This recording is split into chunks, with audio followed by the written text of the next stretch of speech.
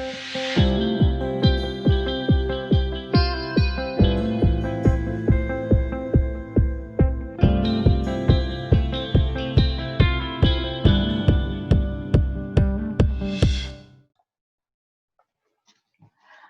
Holly, and this is MoneyHeart, where we explore the emotional side of money. Right on. This episode, we are discussing money mastery through Be, Do, Have. Seriously, who writes this stuff? My guest today is, what's your name again? I'm that Knam. Yeah, that guy. Welcome to MoneyHeart.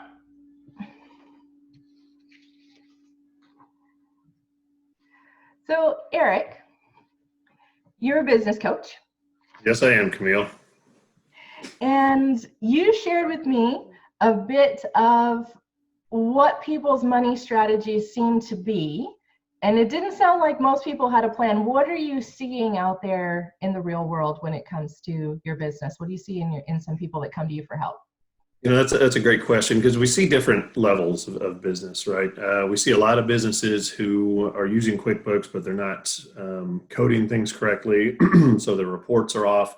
We see businesses out there who, quite honestly, are waiting until the end of the month, or in some cases, the end of the year, to determine whether or not they've made a profit. So it really is scary that so many business owners out there don't really know what their numbers mean, don't know what they look like. They're not forecasting. They haven't really calculated a break even. And one of the things we like to have them do is not only calculate their break even, but have them calculate a break even with the profit that they'd like to make in it as well, so that they know on a monthly, weekly, even daily basis in some cases how they're doing toward that goal.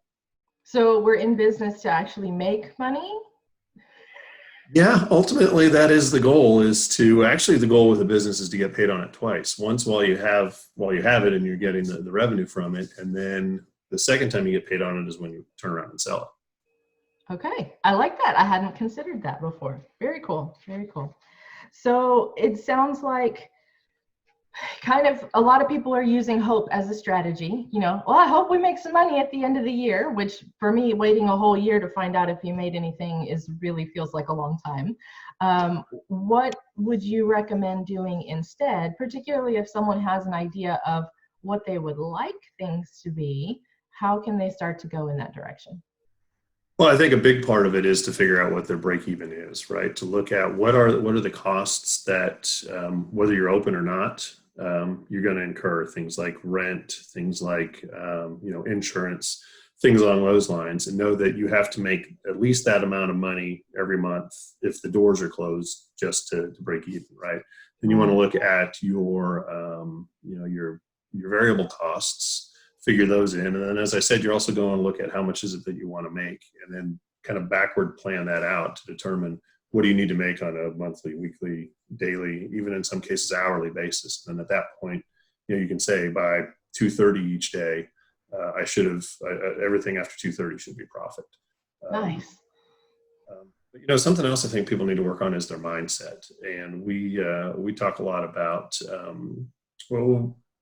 we have our formula for life success, and it's not Action Coach proprietary or anything like that. It's out there all over the place. And it's be, do, have. So be times do equals have. Okay, so that's what we talked about in the title there is, this be, do, have concept. So let's kind of break it down. What does that mean? Be times do equals have. So it's really a neat concept. And to just put it in simple terms, it's really who you are being times what you are doing ultimately results in what you end up having. So I like to work the formula backward and think about what is it that I want to have. And a lot of people, when I say that, their minds immediately go to possessions, which is fine, right? I want to have a boat. I want to have a helicopter. I like to ask them, well, what color is your helicopter?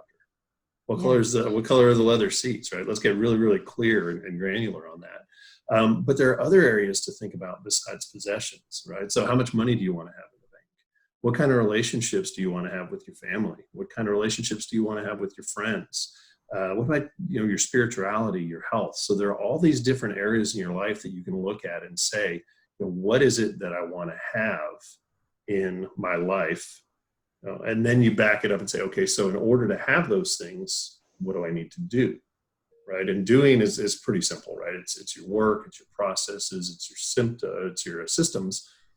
And you see a lot of people who go out there and they do, right? But we're not humans doing, we're not humans having, we're humans being. And that tends to be the area that we ignore or let kind of slide as we grow and develop. I don't know if you're familiar with Jim Rohn, but he's got a great quote. He asks his audience, how tall does a tree grow? And the answer is as tall as it can, right? Right. It takes as much sun, the nutrients, all that, and it grows as tall as it can. But as human beings, we have the choice to really stop growing, right? It's at least mentally, Sure, obviously sure. I can keep eating and keep Oh, growing. I can pack on the pounds. Totally understand that. Yep. So we have that conscious choice, right? And I've heard it said that you're either green and growing or you're ripe and rotting, right? And a lot of people, unfortunately, don't focus as much on their B as they should.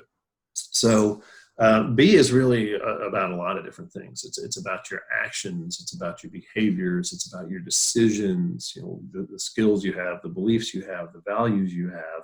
Who do you see yourself as being, and who do you not see yourself as being, right? So what do I mean by that? If I see myself as a dancer, like you, then when I go out to the clubs, I'm probably going to be more than happy to ask anybody who wants to dance, right? Right. If I see myself as a singer, I will probably go to karaoke clubs and have my name in the bucket multiple times, right? I am not a dancer or a singer, so I tend to be a wallflower, because I don't see myself as doing that. So really who we see ourselves as being is a big part of it. And then the environment we put ourselves in and the people we spend our time with really make an impact on our B as well. And when we focus on our B, if our inner world is good, then our outer world tends to be good. Right. I like that concept. Yeah, for sure.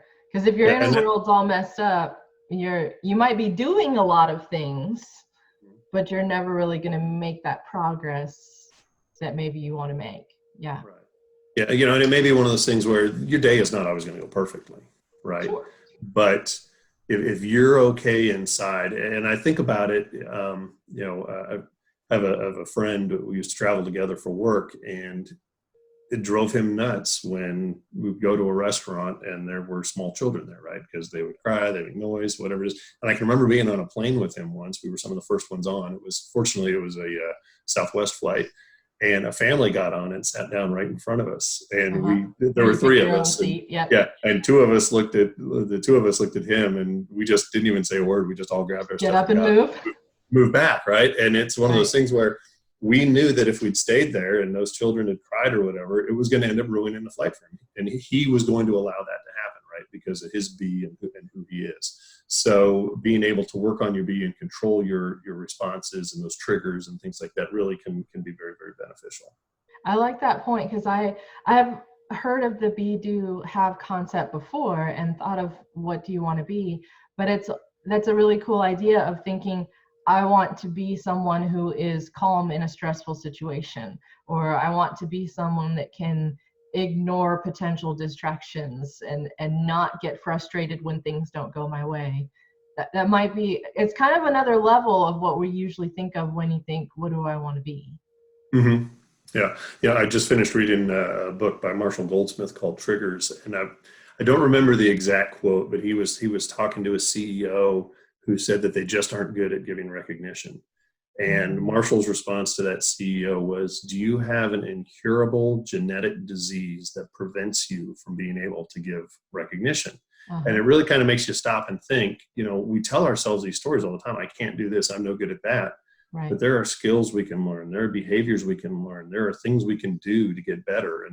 And I've heard it said to always hang out with people who are smarter than you. If you're the smartest person in the room, then you're in the wrong room. Get a new room. That's right. Exactly.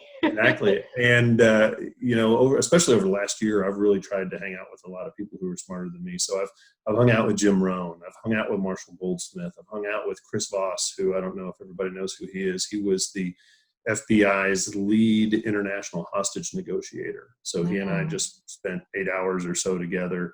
Grant Cardone and I are scheduled to spend about 11 hours together here over the next few weeks. Obviously, they're not coming to my house. I'm not going to their house. But with the books, with the Audible, with all those things that we have out there, we can really use those things to help ourselves expand our mind. Jim Rohn actually talks about Car University. And if we just take that time in the car to work on our B and listen to a book instead of, or a podcast or something like that, that provides value and educates us, instead of just putting on the radio and blindly listening to the same songs over and over again, we could end up with the equivalent of a PhD, in a couple of years, as far as the amount of knowledge. I think that's a really great point that you make of, sometimes when people think, well, I need a new room, I got to find smarter people. It's like, well, I got to dump all my friends and I got to go find some new friends. And somehow I got to convince these amazing people to spend time with me, even though I'm not amazing as much as them yet. So how do I get, and we get stuck in that loop of feeling like we can't break out. And you're saying, well, just get an audiobook, spend $12 or $15 on an audiobook and put it in your car and listen to it while you drive. And now you've spent time absorbing this person who had something to offer that maybe you didn't have before.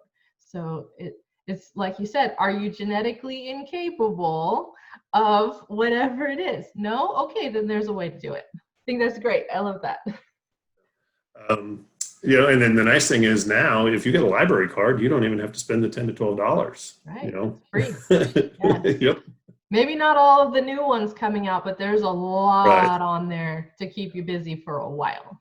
Absolutely. Yeah. By the time you get through all of that, people are making the joke about finishing Netflix on, over COVID. Just finish the library instead. Finish the library, and then there'll probably be something new by the time. There'll be something new by the time you get through it, or the one you were waiting for will be out, it'll be available. Right. Yep, exactly. Very cool. So go ahead. I'm sorry. It's all you.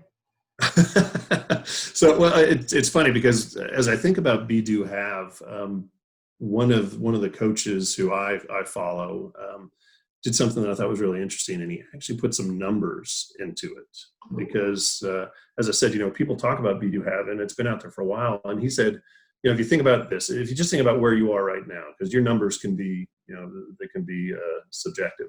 So where you are right now, so your B is a 1, your Do is a 1, and your Have is a 1. Okay. So now I'm going to give you, let's call them 10 energy units that you can put anywhere that you want to in the B or the Do side. Okay. So I say, okay, you know what? I'm going to take all 10 of those and I'm going to put them in the Do, because I know doing makes, when I do, I get results. So I'm going to put all 10 of those energy credits or those energy units into the Do. And just to remind people of the equation, we're multiplying. Yes, we're multiplying. So it's B times Do equals Have. So now we still have a 1 as our B times 10 for our Do. It gives us a 10 for our Have. So we've improved our Have by tenfold, right? Which is fantastic. But now think about this. What if I took 5 of those energy units or credits and I put them in my B, and 5 of them and I put them in my Do? 5 times 5 equals 25. Right. So I've put the same amount of effort in, but by building my B and my Do at the same time, I've yielded a much greater result in my Have. Yeah, that's a really great way to think about it, because it multiplies, and it's showing that you need to work in multiple areas. It's not just the doing that creates the result. I think we might get tripped up there sometimes. Well, if I just work harder, more hours. Yeah. Absolutely. And I see that a lot too with business owners who, they started the business because they love what they do. Maybe they're a hairdresser or something like that. And then things get going and they realize, okay, I've got to make more money. I've got to be able to keep the business afloat. I have to make it sustainable. and they just work harder and they keep working in the business instead of taking time to say, okay, let me work on the business. What's my plan? What's my break even? What do I need to be doing in order to grow this thing? So ultimately I can bring people on to cut the hair, right? And then I can actually be the business owner. And ultimately the goal is to build this business to a point where another hairdresser doesn't have to be the one who comes and buys it from me, because it's so efficient, runs on its own so well. And I've got the systems and the processes in place that anybody who's looking for an investment can come and buy this from me down the road. And that makes it significantly more valuable as well, right? Sure. When I'm buying a business instead of buying a job. Right. And you just opened up all the market of people who could buy it to any investor looking for a successful business that they want to earn some income from, rather than I've got to find another hairdresser that's as good as me so the clients won't be mad. You know, the whole thing. Exactly. Yeah. So that's a perfect example of not just doing the do, but working on the be as well. Mm-hmm. That's really cool. I love that. So let's do a little bit more. What can people do if they want to get a plan in place? Like, how do they even figure out what their goal is? What do they want to have?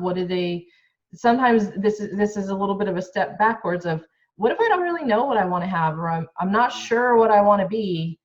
How do I figure that out so I can put this into action? Right. Well, I think the big thing is, baby step it, right? Mm. Just start with something small, because a lot of times we try to overwhelm ourselves. If I'm driving a 1980 Yugo right now, and I say that I want to have a Ferrari, there may need to be a Honda Accord, in between those things. So I think setting small, realistic goals and then working toward those, because as you get better at doing that, as you get better at visualizing what it is that you want to have, as you get better at working on your be, which ultimately will actually impact your do as well, then you're able to kind of expand that out. And I think that's an interesting point that you bring up here too, because I think a lot of people think of the equation of B times do equals have, and they just think, all right, so 10 times 10 is 100. That's the best I can do. But there's never the best you can do, right? Because there's always more you can learn. There's always more you can grow. There's always more you can become, right? Now, physically limited, there may be physical limitations on what you can do, but as you bring employees on, right, there's more that can be done there as well. So to me, B times do, in theory, could be infinity times infinity, right? Those numbers can continue to go up, because when you hit those goals that you set, even when you start with those small ones, you got to keep stretching, you got to keep pushing, you got to keep growing. We talked about the tree, Jim Rohn talking about a tree, and think about this. The tree in the middle of a forest doesn't really have a deep root system because it doesn't need it, right? Because it's had all these other trees around it, protecting it from the wind, the elements, things like that. But then you put a tree on the shore, right? And it's got the wind coming in off of the ocean, and it's got storms and things like that. And it gets beat up a little bit. It gets pushed around, but that makes its root system deeper and stronger, right? So you've got to be willing to put yourself into those positions that make you a little bit uncomfortable, right? That push you, that stretch you. So if you're just happy with having your have at a 25 and cruising along there, then you're never really going to have that opportunity to continue to grow and be pushed and stretched and put those deep solid roots down. Mm-hmm. It sounds like it may involve dealing with some of that stuff. You talked earlier about the guy that was frustrated with the families, and so it may be a bit of personal growth of figuring out what's triggering you, what's throwing you off, what's standing in your way. Do you see that a lot of people who've got things that you're like, oh, wow, that's a thing, and they've got to kind of work through that before they can make the progress? Yeah, absolutely. And again, it goes back to how we see ourselves.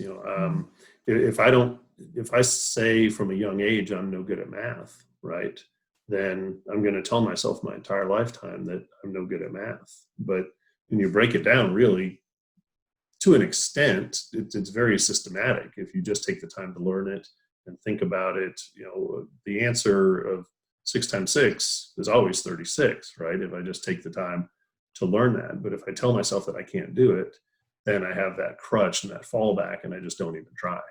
I love that idea. It's a fallback. Mm-hmm. No more fallback position, huh? Yeah, absolutely. Yeah, that's a whole nother. We could go a whole nother direction here with accountability and responsibility and the point of power and behaviors and how we allow ourselves to make excuses and blame and deny that things are happening. But when we do that, we give away power. We give Mm. away the opportunity to be able to take responsibility for something and change the way that that our lives turn out. So it's all up to us, huh? It is, but we have to recognize what's going on, right? Yeah. What is it? If it is to be, it's up to me. I like that. Say it one more time. If it is to be, it's up to me. We're going to use that as today's money mantra. I love it. Oh, okay. I I like love it. it. That's perfect. That's perfect. So thank you, Eric. This has been really cool. Really appreciate you being on the show. Well, I certainly do appreciate the opportunity. This has been a lot of fun. Yeah. Um, Eric Knam is the owner and CEO of Action Coach Tulsa. His website is actioncoachtulsa.com. You can reach him through there, or you can reach him through his email, which is Eric Knam, that's spelled ERICKNAM, at actioncoach.com. He is offering for the listeners of the show a complimentary strategy session, which is a $497 value. All you need to do is email him or contact him through the website if you want to set up a time to do that. Thank you as well to all of our listeners and viewers. I'm your host, Camille Diaz. Our website is MoneyHeartShow.com. The show is sponsored by Serenity Financial, a Five Rings financial agency specializing in financial education, living benefits, and guaranteed lifetime income. Eric, do the mantra one more time for me. If it is to be, it's up to me. Love it. Thank you. You are very welcome. Thank you, Camille.